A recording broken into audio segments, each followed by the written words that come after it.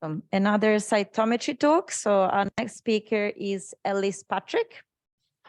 And unfortunately, I don't have your provenance, or are you from? I'm from Sydney as well. Sydney? I'm sorry. And Ellis is going to tell us about a bioinformatics framework for high-dimensional in situ cytometry analysis.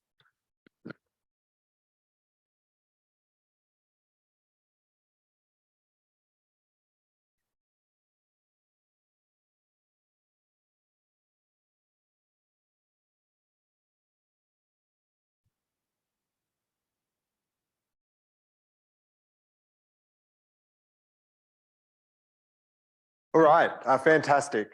So I'm going to start with this beautiful image of a core of squamous cell carcinoma that was profiled with a technology called imaging mass cytometry.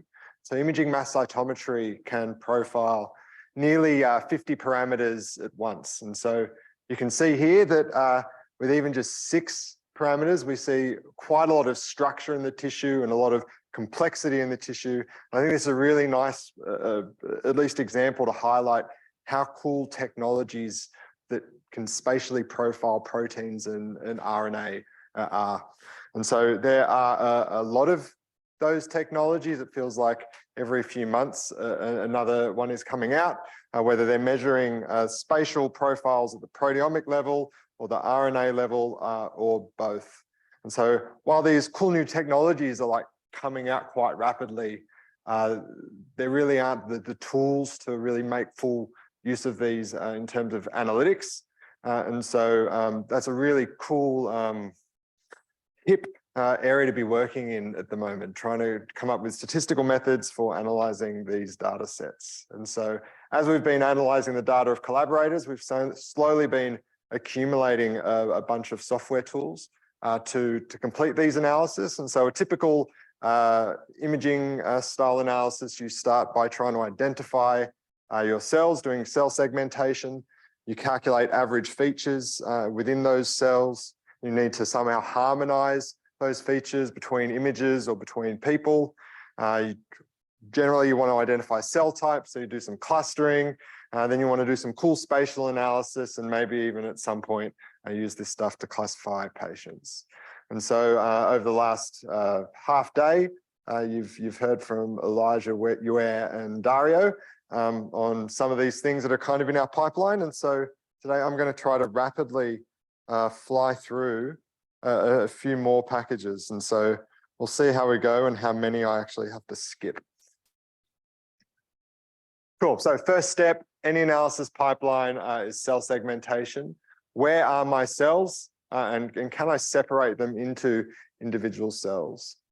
And so there's a reasonable number of tools out there for performing cell segmentation on images. This isn't a new problem. We've had imaging data, at least for low parameters, for a long, long time. But unfortunately, most of these tools aren't in R, which as a statistician isn't very satisfying. And so in wanting to make my my workflows reproducible and really easy to use, we thought it'd be useful to be able to perform our segmentation in R. And so Wolfgang Huber's got this really cool image analysis package called EBImage in Bioconductor, and it has a lot of really useful functions for segmenting images, but particularly they've got a nice little vignette on how to segment cells, but it still requires quite a reasonable knowledge of the steps that are involved in segmentation. And so one of my students created a little package called simpleSeg, which kind of really helps you tune a lot of the parameters you need for performing segmentation, just to try to make things a little bit easier for us. And so I'm going to give you a brief overview of the type of segmentation it does and the fact that it is very much simple. It's not some really cool machine learning thing. So the first step is typically to threshold an image and find out where your nuclei are. And once you know where your nuclei are, we then dilate out just by a few microns, and voila, that is our cell. So it's a really simple method for trying to segment cells. It's obviously limited in the sense that you don't get the full cell body, but you get some of it. Another approach is implemented is taking some sort of cytoplasm marker. You then threshold that, and then using the nuclei that you've identified, you can kind of expand out and try to get the full cell body. And then he's also got some cool method where he took the dilated rings around the cells and then used those to predict the cytoplasm. And then you end up with your cells. And so he's off to study medicine next year. And so as a parting gift, he handed me a slide with an example from some protein that I've got no chance of saying. So here we have a comparison of segmentation of nuclei on the y-axis by simpleSeg versus segmentation with elastic, which is a really popular segmentation tool. And each of these dots is a different cell, and the intensities are of the protein synaptophysin. And so what you can see here is that just segmenting the nuclei and comparing the average feature to elastic is kind of doing an okay job. They're reasonably concordant. If we were just to look at those dilated discs around the nuclei, it's kind of also roughly concordant. And then if we combine both of those together, the concordance gets much stronger. And so I hope this is at least a little bit of an illustration that you can do something really simple and pretty much get very similar quantifications to if you invested time and did something complex. Okay, cool. So segmentation, now we're going to talk about some spatial analysis. And so with any of these analyses, you could segment your cells, calculate features, normalize, find cell types, potentially look to see if the proportions of cell types are changing, and maybe they're related to some cool outcome. But the real power of these technologies is starting to look at how cell types might relate to each other. And so here we have a very much toy example of red and blue cells either dispersing away from each other or being localized together. And so if we can quantify this, we can find some stuff. And so Nick Kenyette developed a package where he wanted to look to see if patterns of localization were changing between groups of tissues. So here we've got an example, and you can hopefully see that in group 2, the red and blue cells are clustered together, but they're not in group 1. And so he's developed this method that uses mixed models and some spatial analysis things to try to detect these things. And so what you typically end up with is a plot like this that will try to highlight the way that cells are interacting with each other and how those interactions are changing with some condition. And so the little circle I've highlighted there was a significant relationship between granulocytes and endothelial cells, and they are dispersed in the NP condition and attracted in the P condition. And so you have this kind of cool change in relationship that someone might be very, very excited about. But things aren't simple. We developed this method, but there are limitations to looking for dispersion and localization. And understanding how tissues are structured really, really helps you understand why these things may or may not work. And so perspective matters. So here we have, again, a nice little toy example where we can see the red and blue cells appear to be randomly dispersed. There's nothing really interesting happening. If we zoom out a little bit, they very much are dispersed. These two things are separated. They're now not playing nicely with each other. And if we zoom out again, suddenly they start to look like they're attracted. And so the perspective of where you look in an image can drastically change your interpretation of how two cells or two cell types are behaving.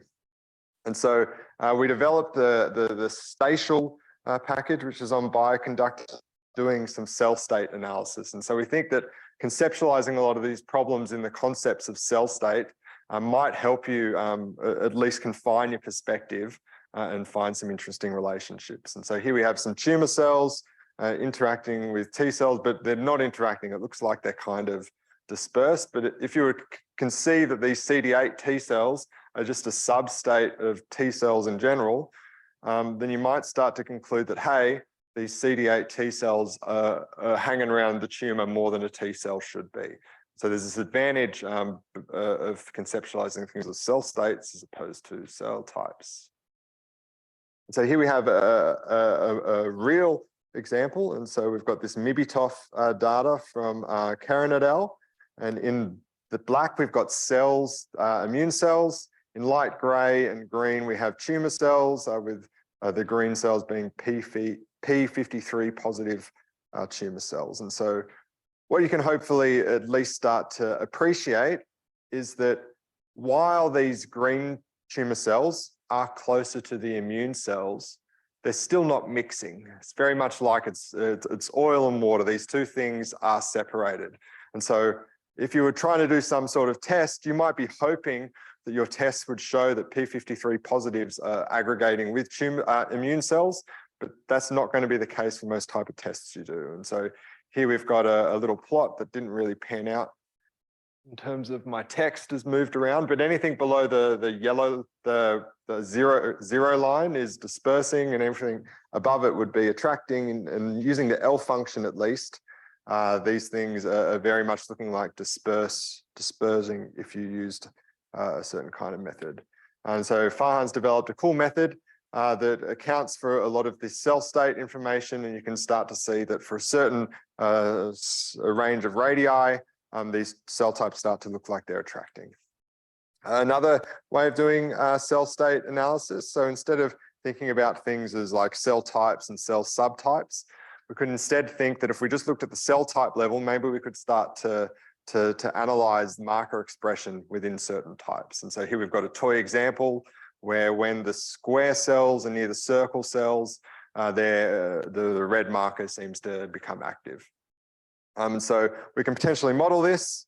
And so here we have an example where CD163 expression in macrophages decreases as they come close to tumor. And here again, we've got a typical image that kind of displays this. As the blue cells get close to the red cells, they become darker blue, so the expressions are going down.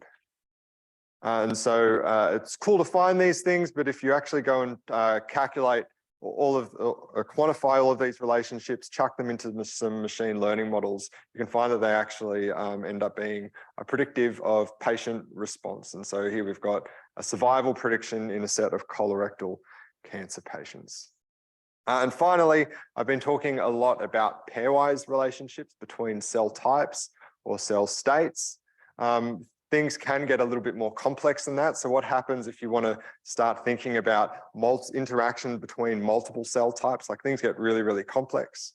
So I developed a tool for trying to partition out regions in a tissue where you might have multiple cell types interacting. So here we've got one region where the blue and red cells are interacting, and then another region with purple, green, and red cells interacting. And so we've got a tool that finds that. And so here again, we've got some of those squamous cell carcinoma images. We've applied our tool and managed to partition out different regions of this image. And so all the dots are different cell types, and they're all colored differently. And hopefully you can see some sort of correlation with the regions we've identified and the cell type compositions of those regions, which again, you can look at in a heat map.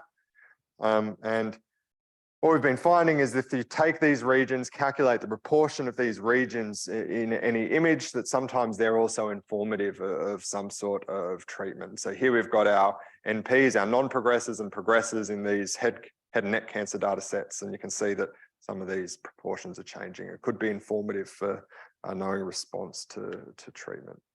And so you can find all of these packages, or most of them all, are on Bioconductor. We missed out on submitting our workflow as a workflow on Bioconductor, but you can find at least a nice little vignette on GitHub for how you can start tying these things together. And so all of this is also a small subset of the overall SKIDNey single cell packages that we've had. So again, check out our GitHub to kind of find some cool single cell stuff. And as always, I'd like to acknowledge everyone that contributed, including the bioinformatics cluster in the Sydney Precision Data Science Centre. That's always a great place to be working. And thank you very much for listening and for allowing me to share my work.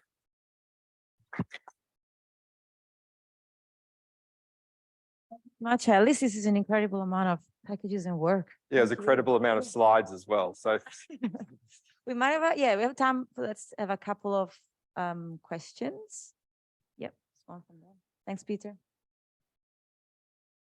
Hi, Alice. Great talk. So for the segmentation part, so I'm getting all these Cosmics and Xenium data sets from companies. They actually have their own segmentation plans with algorithms. So have you ever like compare like the thing? Because the simpleSeg looks pretty simple ways to do things, but when we get data, we look at the signals that are popping out. They actually have tons of noises in the background. Yeah, so to do segmentation with Xenium, things get a little bit complex and wouldn't directly be applicable to simpleSeg, but you could do a few processing steps beforehand. So unfortunately, R doesn't have very many good registration algorithms. So the Xenium data we've looked at, the DAPI stains are normally not registered with their actual count data. And so maybe if anyone feels motivated, they can go write a registration package in R so that I don't have to do it. But once you could register their DAPI signal, you could use DAPI exactly the same that we have, find these nuclei and then dilate out. Like that's a really simple segmentation thing. And it's actually what some of the Xenium papers have already done. They take this really simple approach. You could then push things further by potentially doing some sort of smoothing on interesting RNA, and you could start segmenting those to get the full cell body. So there's ways to make simpleSeg applicable, but we haven't applied it yet, but I'm pretty sure it would work. One more question. Yeah. So for the lisaClust, so finding neighborhood, have you tried it on the Xenium data? Because Xenium usually have like 200 markers on it. Yeah, it'd be fine. So lisaClust, the markers don't matter, the cell types do. So it does everything at a cell type level. And so we've applied it to a data set with 63 cell types and it worked fine. I can't imagine people using more than 63 cell types typically, but it'd be fine, and I can't imagine it not working. Cool. The cool thing about Xenium data as well, you have that bigger field of view, so you can find really, really cool regions. Just on image registration, there is some work, I think, in the fMRI community for image registration, and that is available in R. I don't know if it's applicable to the sort of images we get for spatial data, though. I've got to try it. Is it nifty? Nifty? There's a project called Neuroconductor, which guess where the name came from. Yeah. Are there any other questions? Otherwise, yeah, let's thank again Ellis for the awesome presentation. And so please reach out if you ever get spatial data. I love chatting about spatial stuff. Thank you, Ellis.